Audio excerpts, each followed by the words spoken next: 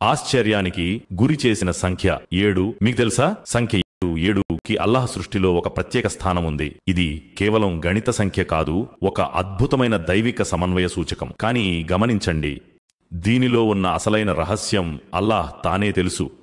మనిషి బుద్ధి దాన్ని పూర్తిగా గ్రహించలేడు. సృష్టిలో 7 సంఖ్య యొక్క అద్భుత సమన్వయం.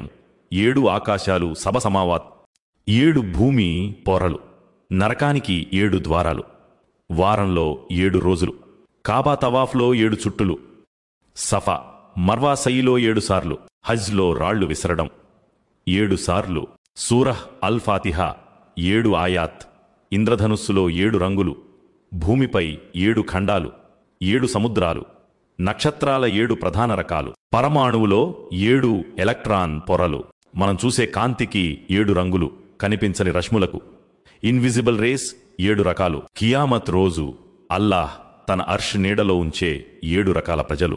మరియు కలిమా షహాదాలో 7 పదాలు ఉన్నాయి.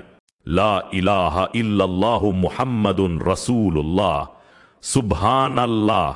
ప్రతి అంశంలో నియమం, ఆర్డర్, సమతుల్యం, బ్యాలెన్స్, జ్ఞానం, విజ్డమ్.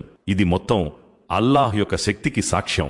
కానీ ఒక ముఖ్యమైన విషయం, ఖురాన్లో 7 ఆకాశాలు మరియు 7 భూములు అనే వాస్తవం చెప్పబడింది.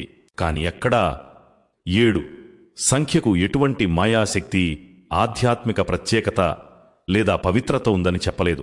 ఖురాన్ ఈ సంఖ్యను సృష్టి యొక్క వాస్తవాన్ని వివరించడానికి మాత్రమే ఉపయోగించింది, కానీ లకీ నంబర్గా ఎక్కడ పేర్కొనలేదు. సత్యం ఏమిటంటే, ఖురాన్ శాస్త్రం కంటే ఉన్నతమైనది.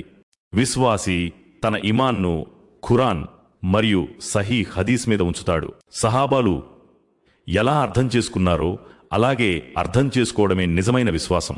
సంఖ్యలలో శుభం అశుభం అన్వేషించడం ఇస్లాంలో హరాం, నిషిద్ధం. ఇది గులు, అతిశయ విశ్వాసం మరియు బిద్దత్, అభిన్న ఆవిష్కరణకు ద్వారం తెరుస్తుంది. ఇమాన్ ఆధారం సంఖ్యలు కాదు, వహీ, దైవ సందేశం. 7 సంఖ్యలో అద్భుతమైన సరిపోలికలు ఉన్నప్పటికీ దీని అర్థం ఇది ప్రత్యేకమైన ఆధ్యాత్మిక శక్తిని కలిగి ఉందని కాదు. ఇది అల్లాహ్ యొక్క వ్యవస్థ, సృష్టి సమతుల్యం మరియు జ్ఞానానికి ఒక సంకేతం మాత్రమే. మనము సంఖ్యపై కాదు, సృష్టికర్తపై విశ్వాసం ఉంచాలి. అల్లాహ్ 7 ఆకాశాలను సృష్టించాడు మరియు భూమిలో కూడా వాటిలాగే పొరలను. సూరత్ అత్తలాక్ 65 ఆయత్ 12.